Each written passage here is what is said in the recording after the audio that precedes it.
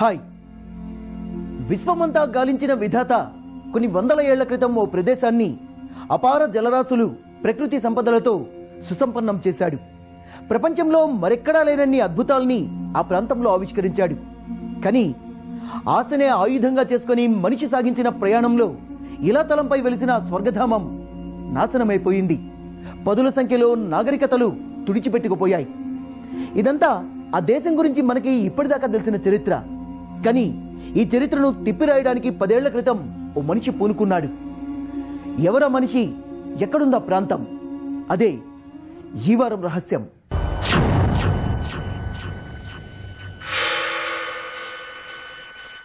America. ప్రపంచంలో అగ్రరాజ్యంగా ఇప్పుడు మనం పిలుచుకుంటున్న ఈ దేశం గతంలో మన ఊహకందని విధంగా ఉండేది. సృష్టికి ప్రతి సృష్టిగా కనిపించే అమెరికా ఖండంలో ఎక్కడ చూసినా పచ్చదనానికి తమ నేలను అరువిచ్చిన అడవులుండేవి. పెద్ద పెద్ద పట్టణాలు, నగరాల స్థానంలో ప్రకృతితో మమేకమై జీవించే జంతుజాతులుండేవి. మధ్యయుగాల్లో వర్ధిల్లిన మిగతా నాగరికతలకు ధీటుగా ఇక్కడ ప్రజలు విజ్ఞానాన్ని సంపాదించుకున్నారు. ఒక మాటలో చెప్పాలంటే 14వ శతాబ్దం మధ్య దాకా అమెరికా అంటే అప్పటి ప్రపంచానికి అక్షయ పాత్ర లాంటిది. కొన్ని సహస్రాబ్దాల క్రితం దేవుడు భూమండలంపై ఉన్న ఓ ప్రదేశాన్ని అపార జలరాశులతో సుసంపన్నం చేశాడు. సృష్టి మర్మాలని మనిషికి విప్పి చెప్పడానికి కొలువు తీరినట్లుండే ఆ ప్రాంతంలో పచ్చదనానికి తమ ఒడిని అరువిచ్చిన అడవులున్నాయి. ఊహకందని అద్భుతాలున్నాయి.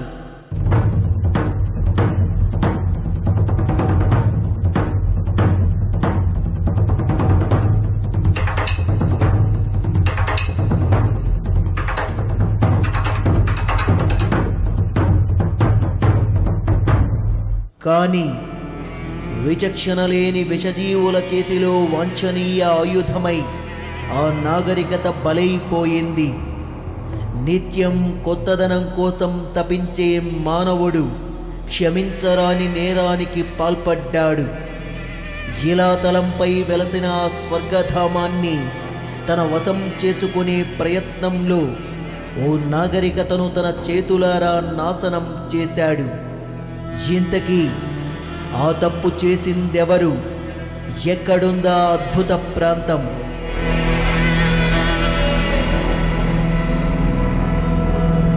అది 1942వ సంవత్సరం ఎండాకాలం.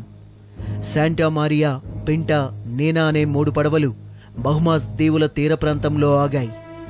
3 నెలల సుదీర్ఘ ప్రయాణం తర్వాత అవి అమెరికా తీరానికి చేరుకున్నాయి.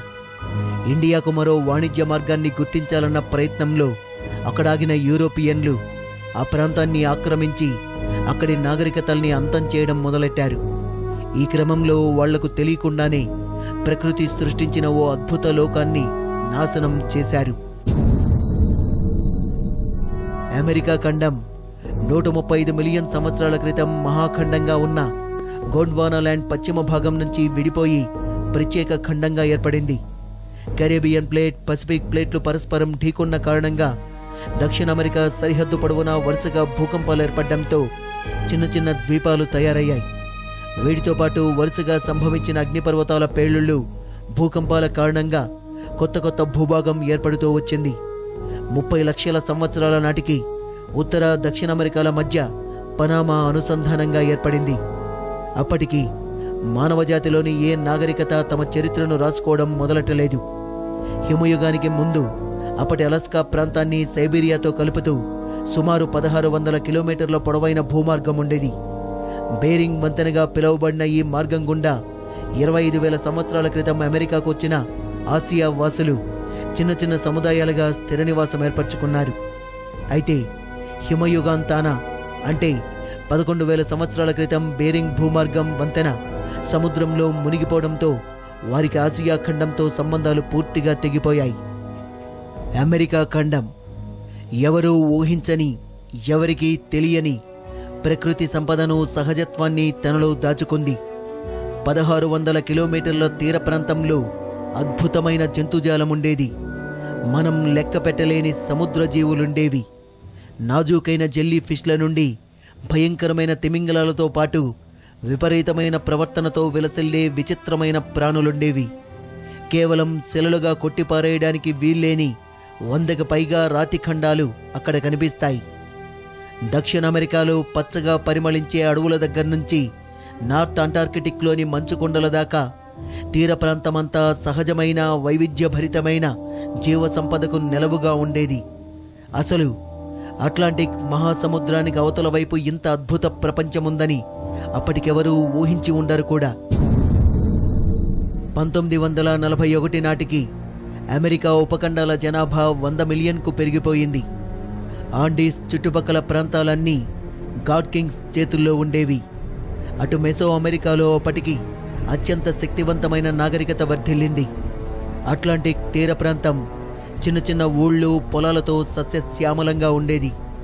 అమెజాన్ అడవులు చుట్టుపక్కల ప్రాంతాలన్నింటిలోకి కహోకియా అనే పట్టణం వాణిజ్య రాజధానిగా ఉన్న ఆనాటి నాగరికతకు సంబంధించిన చాలా అంశాలు ఇప్పటికీ మిస్టరీగానే ఉండిపోయాయి. ప్రధాన వ్యవసాయ పంటైన మొక్కజొన్న సాగుతోనే అప్పటి మిసిసిపియన్స్ జీవనం సాగించేవాళ్లు.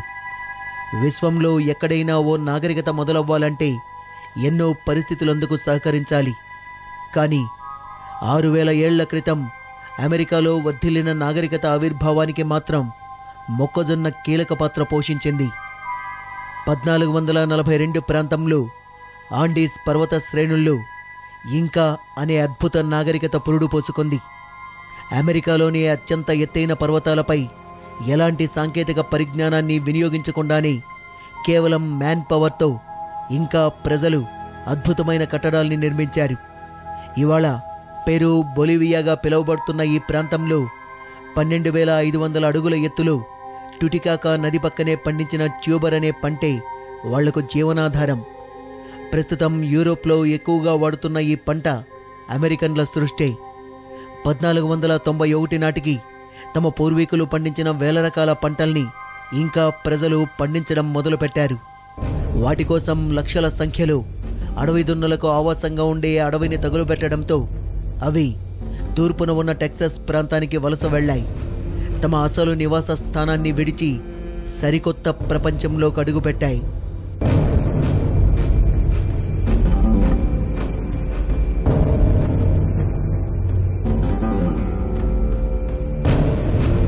ఆ సమయంలో గుర్రాలు లేకపోవడంతో నడకపైనే నేటివ్ అమెరికన్లు హంటింగ్ చేసేవారు. జీవనానికి అవసరమైన చెక్క, రాళ్లతో తయారు చేసుకున్న విల్లులతో అడవి దున్నల్ని చంపేవాళ్లు. వాటి చర్మంతో దుస్తులు చేసుకొని మాంసాన్ని ఆహారంగా తీసుకునేవారు. ప్రపంచంలోనే రెండో పెద్ద మంచినీటి నదైన అమెజాన్ ప్రాంతంలో వర్ధిల్లిన నాగరికతలకు సంబంధించిన విశేషాలు 20వ శతాబ్దంలో కానీ బయటపడలేదు. అక్కడ పరిశోధనలు నిర్వహించిన శాస్త్రవేత్తలు వ్యవసాయపరంగా ఆ ప్రాంతంలో నేటివ్ అమెరికన్లు అత్యాధునిక టెక్నిక్స్ను వినియోగించినట్టు గుర్తించారు. బొప్పాయి, మామిడి, పామ్ చెట్లు ఇలా అన్ని రకాల పంటలు పండించడంతో పాటు వివిధ రకాల భాషల్లో సంభాషించుకున్నట్టు కనిపెట్టారు.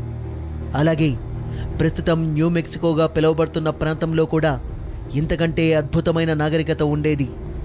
మనిషి జీవించడానికి వీలులేనంతగా ఎడారైపోయిన ఈ ప్రాంతం 11వ శతాబ్దం చివర్లో వీలైనంత ఎక్కువగా డెవలప్ అయింది. పూర్తిగా పైన్ చెట్లతో నిండిపోయిన కొండల్లో నేటివ్ అమెరికన్లకు చెందిన అనసాజీ అనే జాతి మైమర్చిపోయే కట్టడాల్ని సైతం నిర్మించింది. ఆ ప్రాంతం మొత్తాన్ని చూడగలిగేలా ఒకేసారి 1000 మంది ఉండగలిగే 10 అంతస్తులు 600 గదులతో ప్యాలెస్ కట్టారు. అయితే తర్వాతి కాలంలో వరుసగా సంభవించిన ప్రకృతి విపత్తులతో చాకో క్యాన్యస్ ఖాళీ అయిపోయింది. ఇలా 16వ శతాబ్దం అంతం దాకా భిన్న జాతులు, భిన్న రుచులు, భిన్న అవసరాలున్న జాతుల సమాహారంలో అమెరికా వర్ధిల్లింది.